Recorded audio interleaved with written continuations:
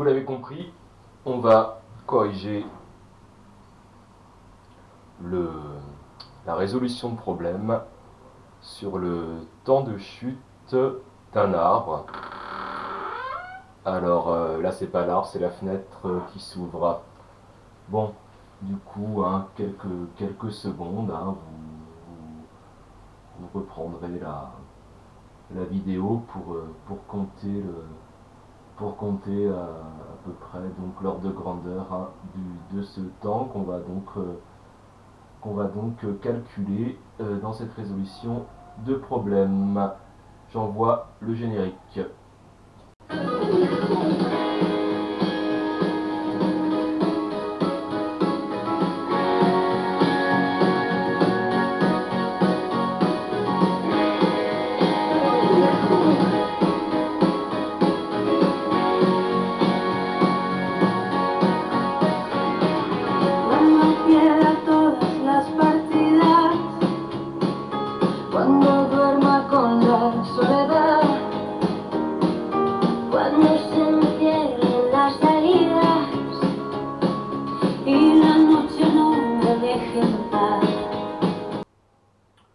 Eh bien bonjour à tous, ou rebonjour, puisque en fait je vais poster les deux vidéos, seront postées en même temps, puisque en fait elles feront partie du TD du 8 juin, donc là sur le solide en rotation, la résolution de problème sur le temps de chute d'un arbre. Voilà, ce sera sans doute la dernière vidéo de notre chaîne. Les meilleures choses ont une fin, et ben, il n'est si bonne compagnie qui ne se quitte. Voilà, on a encore quelques semaines ensemble, en fait 3, et puis on va chacun prendre son envol. J'espère néanmoins qu'on restera, ça restera pour moi en tout cas une promotion à part, une promotion dont je me rappellerai évidemment toute ma vie. Et voilà, donc j'espère qu'on restera en contact. En tout cas, on a ce groupe WhatsApp qui pourra continuer à s'exprimer, j'espère. Voilà, ce sera donc l'acte 6, puisque l'acte 4 avait été découpé en 3 scènes. En tout, donc il y aura eu 8 vidéos, et franchement c'était sympa, mais c'est quand même beaucoup mieux d'être en session de visio en direct, en synchrone avec vous. Cette partie asynchrone, elle est sympathique de temps en temps, mais ça ne remplace pas le synchrone. Et puis, comme vous le savez, comme vous le pensez très fort, ça ne remplace surtout jamais le présentiel. Florian m'a envoyé sa résolution de problème, et je l'ai corrigé. En fait, il n'y avait pas grand chose à corriger, tout était correct. J'ai rajouté un petit peu des choses qu'il fallait préciser au niveau de la rédaction, puisque comme vous le savez, dans la résolution de problème, il y a l'obligation de résultat, mais il y a aussi l'obligation de moyens. Il faut quand même bien argumenter ce qu'on fait. Il manquait donc quelques précisions sur les hypothèses. Donc je la posterai sur le Drive, et comme ça vous pourrez donc prendre connaissance de sa résolution de problème, bien écrite. Florian écrit bien, bien rédigée, et puis avec écrit un peu moins bien, mais mes remarques en rouge. Voilà, on va attaquer. Alors, on étudie le mouvement de la tige en rotation autour de son point d'appui, considéré comme un point fixe. La chute, elle se fait dans le plan vertical, donc là X, Y, un Z est vers le fond du tableau, du coup j'ai mis X vers le haut, Y vers la droite. Voilà, et on va repérer la position de l'arbre par l'angle θ qu'il fait avec la verticale. Alors là, j'ai pris un sens de chute dans le sens horaire. Vous verrez, Florian a pris un sens de chute dans le sens trigo. et à l'arrivée, bien évidemment, on tombe sur la même équation. Hein. Donc moi j'ai pris le sens positif hein, dans le sens horaire. Voilà, donc pour faire quelque chose d'un peu différent.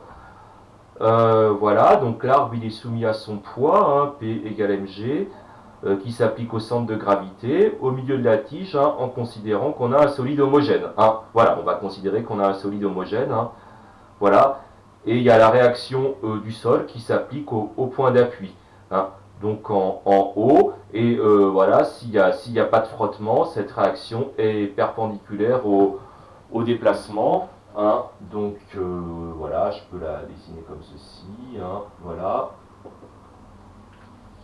Donc la distance entre le point, entre la ligne d'action du poids et le point haut, ben, ça va donc correspondre au bras de levier pour le poids, la distance axe droite d'action du poids.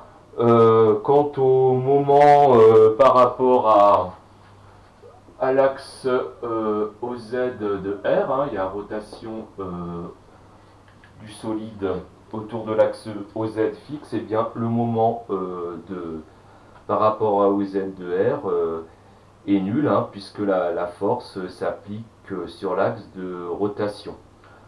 Voilà. Le moment du poids, donc ça va être mg multiplié par le bras de levier. Et le signe va être positif, hein, le poids il tend à faire tourner l'arbre dans le sens positif hein, qu'on a défini par rapport à l'axe de rotation. Hein. Donc le moment par rapport à OZ du poids, donc mg, donc fois le bras de levier.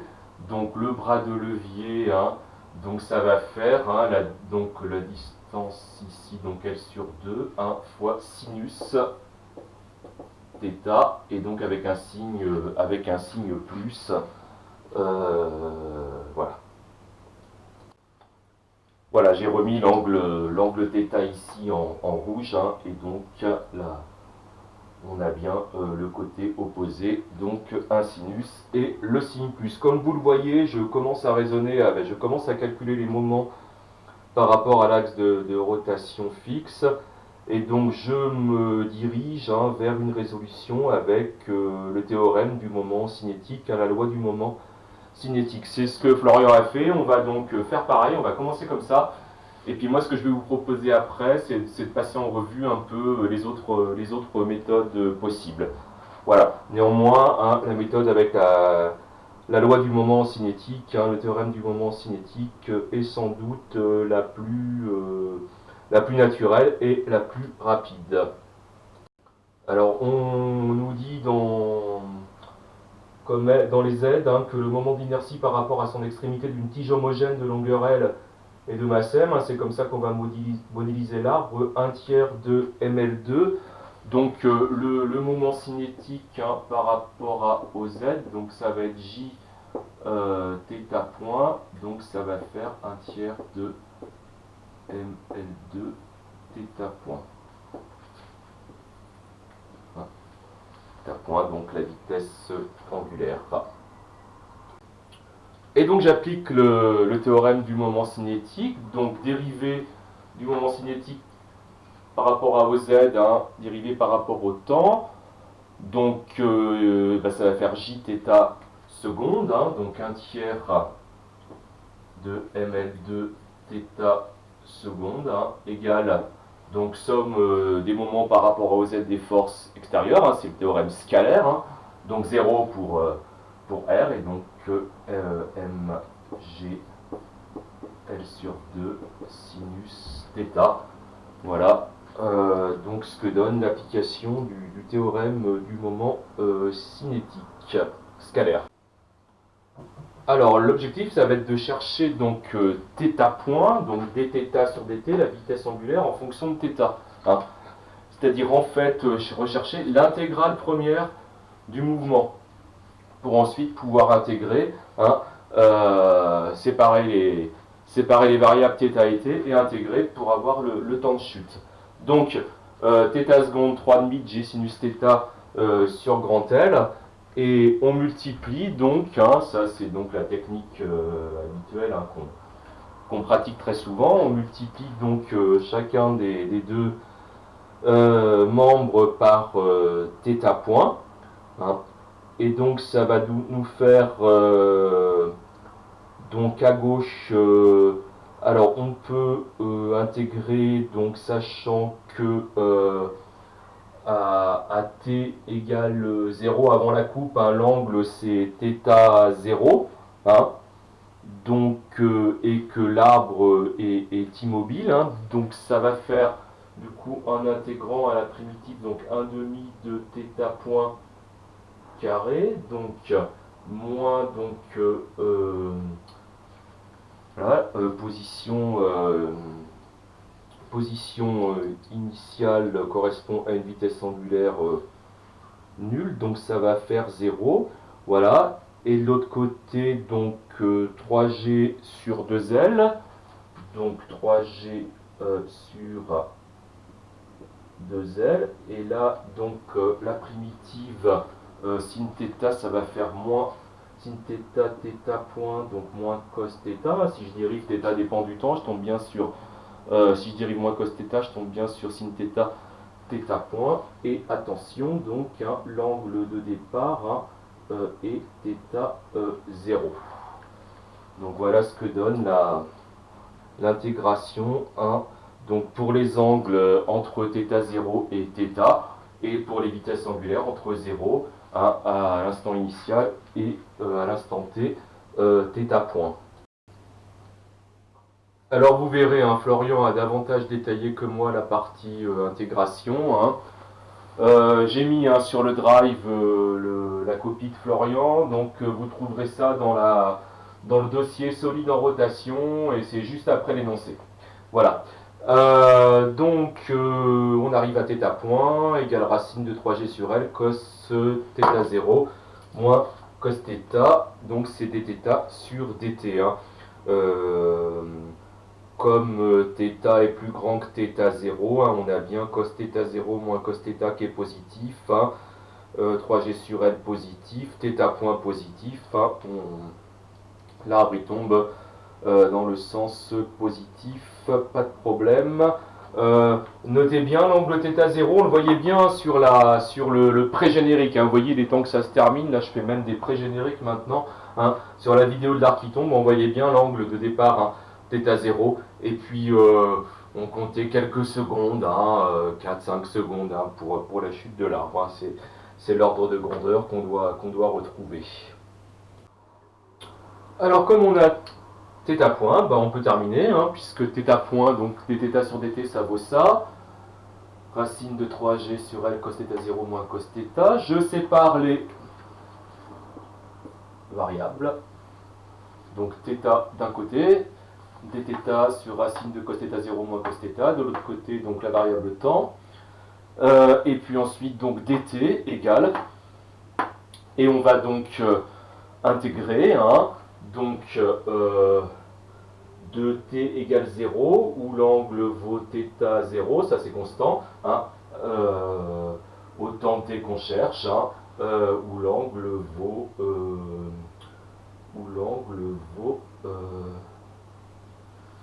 θ, et donc ben, quand l'arbre est à terre, ben, θ ça vaut pi sur 2, hein, donc l'angle, le temps qu'on cherche, hein, le temps de chute de l'arbre. Donc TC égale racine donc de L. Alors la longueur, on va prendre 30 mètres. Hein. Donc G, on n'a qu'à prendre un 10. Donc voilà, donc ça fera 1. Et donc l'intégrale quand θ 0 égale 5 degrés, ça vaut 5,1. Hein. θ 0 égale 5 degrés. Donc on est sur à peu près 5 secondes, hein, 5,1 secondes, à peu près 5 secondes, hein, ce qui est effectivement confirmé par la vidéo qu'on a vue au début. Hein. Voilà, c'est sorti un peu de la caméra, voilà.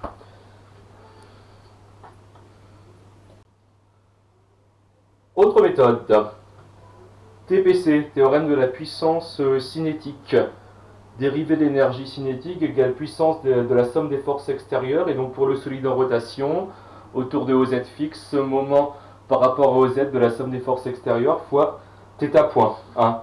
Je rappelle que solide indéformable, puissance des actions intérieures, nulle, pour que ce soit valable. Donc on va dériver en fait par rapport au temps 1 demi de j θ point carré, donc ce qui va donner 1,5 fois 2, 1, j θ point θ seconde, et donc ici, bon, moment par rapport à OZ de la réaction R, c'est 0.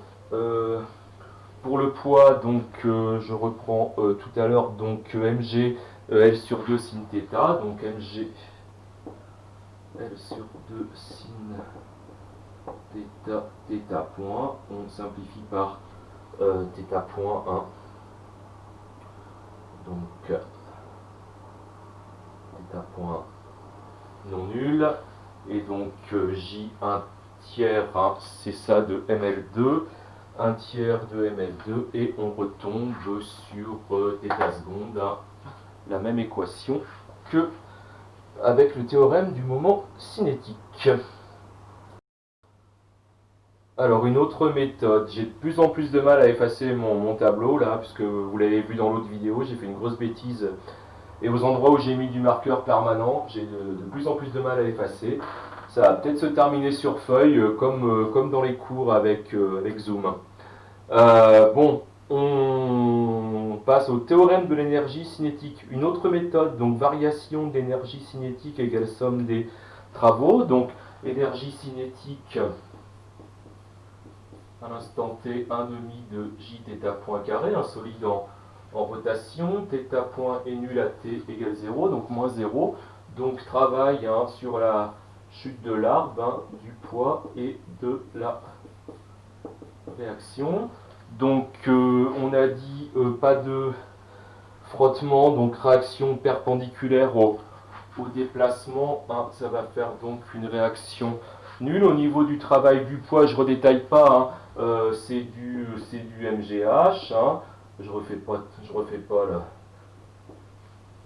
le calcul, donc là la hauteur de chute, alors donc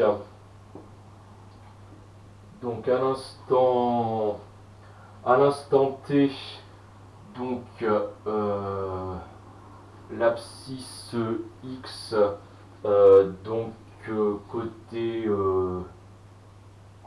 adjacent à l'angle θ, donc ça va faire du L sur 2 cos θ, et donc à l'instant initial, donc alors c'est l'inverse, c'est moins L sur 2 cos θ et plus L sur 2 cos θ 0, donc pour effectivement tomber sur la hauteur de chute.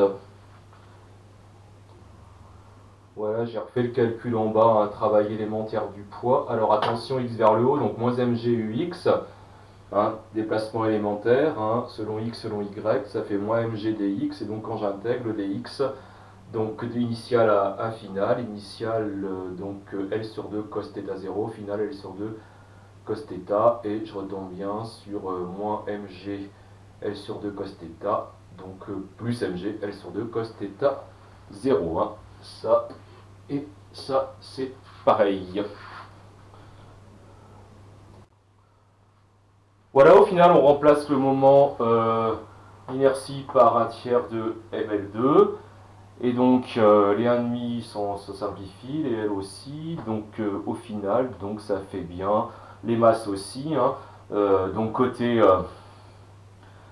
moment d'inertie, je me rappelle, masse inertielle, côté force de pesanteur, masse gravitationnelle, identité des masses inertielles et gravitationnelles, en relativité générale.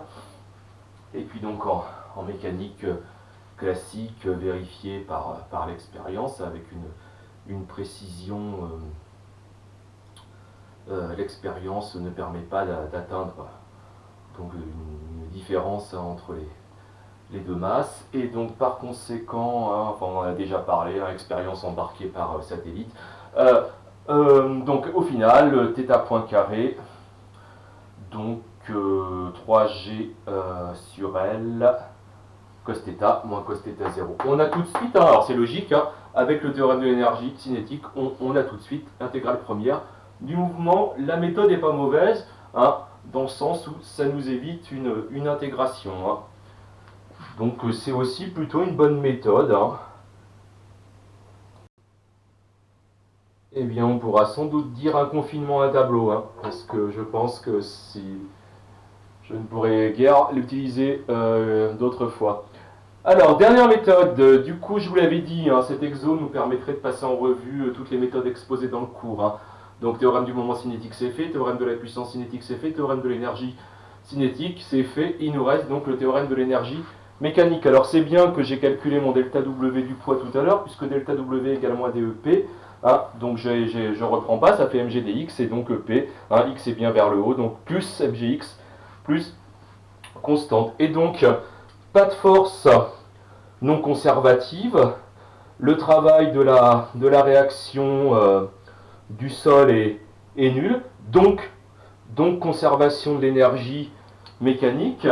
Donc énergie cinétique à l'instant t, 1 demi de jθ point carré, plus énergie potentielle à l'instant t. Donc x, c'est L sur 2 cos θ, donc plus constante, et puis donc les constantes vont se simplifier de l'autre côté. θ point est nul à t égale 0, mg L sur 2 cos θ 0, donc les constantes se simplifient.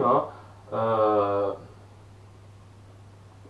tiers de ml2, ce qui va aussi simplifier les masses. Voilà, les 1,5 aussi. Donc au final, on va avoir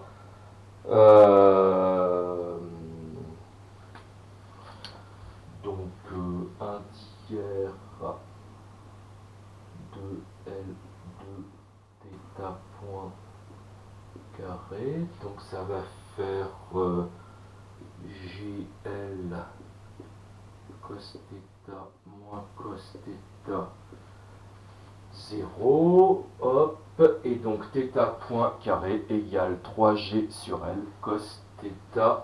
Je me suis trompé en passant de l'autre côté, donc c'est cos θ 0 moins cos θ, c'est bon, et je retrouve bien l'intégrale première du mouvement qui est là-haut. Voilà, je retrouve bien l'intégrale première du mouvement.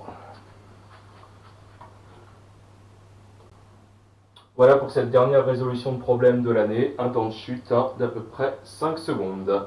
Et puis donc évidemment l'une des 4 méthodes au choix. Voilà, je voulais tous vous remercier les petits. Vous voyez le tableau, j'arrive plus à effacer. J'ai été chercher Van Gogh et Picasso pour coller des feuilles. Antoine, Nathan, Anas, Augustin, Nathan, Thomas, Antonin, Côme, Rémi, Nicolas, Adrien, Antoine, Jules, Xavier, Anthony, Jérémy, Tanguy, Kelvin, Benoît, Martin, Nicolas, Isabelle, Corentin, Quentin, Hugo, Lisa, Colline, Anthony, Mathéo, Nicolas, Xavier, Rémi, Stéphanie, Adélaïde, Alexis, Télio, Antonin, Bastien, Titouan, Gilwen, Olivier, Loris et Florian. Voilà, je n'oublie pas Bertrand, un grand merci à Bertrand, et puis je pense que on a bossé comme des fous, mais grâce à vous, ce confinement aura sans doute été plus agréable qu'il ne l'aurait été sans vous. Je suis convaincu que vous allez continuer à animer et à faire vivre la classe pendant les 3 semaines qui restent. Et puis, comme je le pense vraiment, cette classe ne s'éteindra pas avec les vacances, hein, puisque c'est vraiment une entité qui maintenant hein, est créée. Et vu ce qu'on a vécu, ça va forcément survivre avec le temps. Je vous dis une dernière fois, à très bientôt les petits, et puis merci pour tout.